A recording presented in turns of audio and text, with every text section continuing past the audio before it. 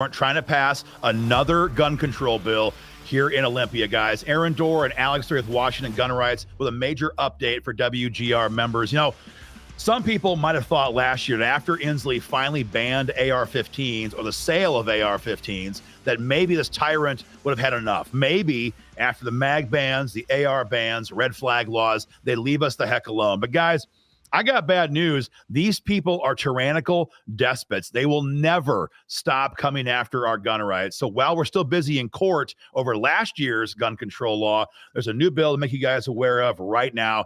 It's House Bill 2054. It is already in the committee process. Alex, this is a bill you've been watching. What does this bill do? So last year when Jay Inslee banned AR-15s in the state of Washington, what did we do?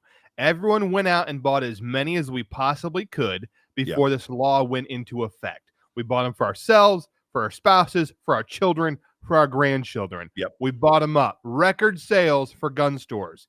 Well, Jay and everybody else is sitting there thinking, crap, we should have done something about that. So now they've entered a bill, 2054, that would limit us to buying one gun per month in the state of Washington.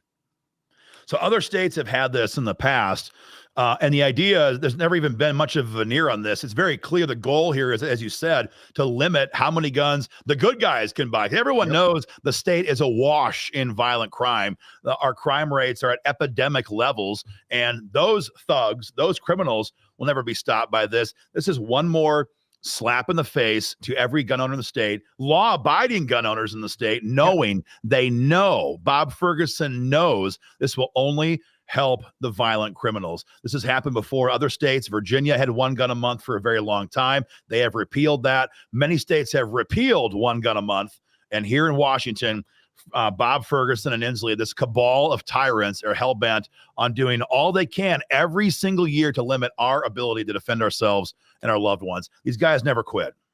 I think what's also disgusting is the fact that I believe Jay and Bob know truly that this bill does not withstand before the Bruin decision from last year, that there is not legal precedent for this. And so this just meant to muddy the waters, slow us down, and allow them to drive as much gun control down our throats as they possibly can, so we're always on defense.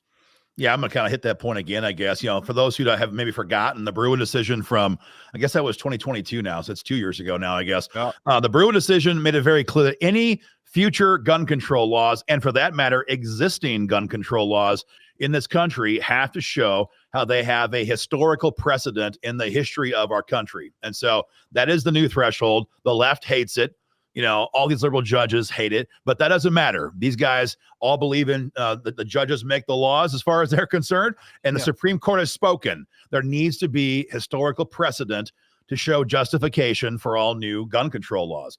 And there simply is not any justification or historical precedent to show the American people being limited to buying one gun a month. What's ironic is that in all the rest of these cases we've seen across the country, the only time the DOJ can point to a precedent for maybe it's, concealed carry banning, or banning open carry, or banning who can buy guns. Every time so far, it's been examples of extreme racism, where gun control laws, for example, New York's gun control laws, which was the whole reason behind the Bruin decision, was all about keeping black people from owning firearms. So whenever the DOJ or Ferguson tries to show precedent, they're using this country's racism when it comes to gun rights as their justification. It's absolutely absurd. We will fight this in court if this bill moves forward. The real thing now is, can we stop it, though, before it gets there?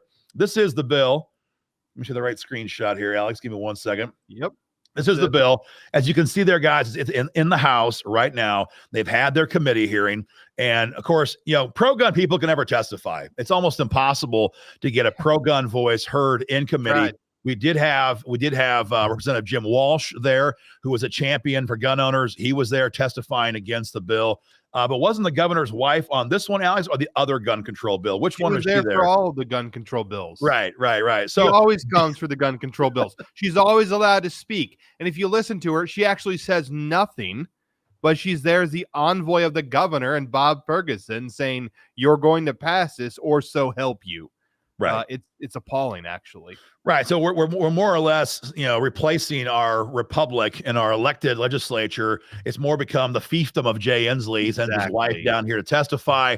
She does her thing. She leaves behind her armed phalanx of armed security. And they tell you and I, all of us, how few self-defense options we can enjoy. So guys, we've made this easy for you. Beneath or above, wherever you're watching this video, is a link for you guys to email your state rep and state senator automatically and tell them to vote no on this bill. Now, I realize that a lot of people might say, guys, this ship has sailed. The state is done. What is the point? I'll tell you the point. If we don't always fight every single gun control bill, they will pass more and more and more and more, the kind of bills we can't even dream of right now. This is the story of California. It is the story of New York, and we're not far behind. And so if we don't continually keep our guard up and push back on every one of these bills, it's going to be our kids and our grandkids who are going to reap the whirlwind. So there is no luxury, for us in the gun rights community to simply just check out and say, I'm done, because they'll never quit. They'll simply never quit. New York passed their assault weapon ban back in 2013. That's 11 years ago now, roughly. And they've gone way beyond that now. That is the roadmap that Bob Ferguson intends to keep us on if he replaces Jay Inslee as governor. There's no end to this. We got to keep the pressure on, guys. The work is done for you as far as the link is all set up, ready to go. Take a moment, guys, 30 seconds. Fill in your address. It goes right to your senator, right to your state rep, and tell them you want them to vote no on HB-2054. Guys, we'll keep you informed. As always, go to joinwgr.com. Join up in our fight today. We'll keep you informed as the bill develops, and stay free.